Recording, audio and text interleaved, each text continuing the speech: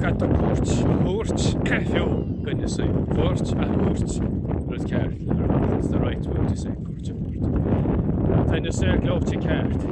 A tá is meán hir a tin ní tí róchan na chanéide, tá is ráis ar tú bádítar. Tá lá tá tair go hála a tja. Na siúladí can na siúladí stiisi sa tír.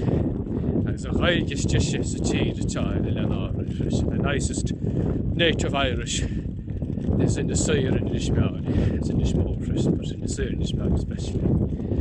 Agus in the Folklore we have so many unique words and lovely useful words here. Agus tá sean luachfar extremely valuable culturally. Agus sné mar is fiú go mór híocht, fiú mór cuairt a húirt. Tá nach ceart tá.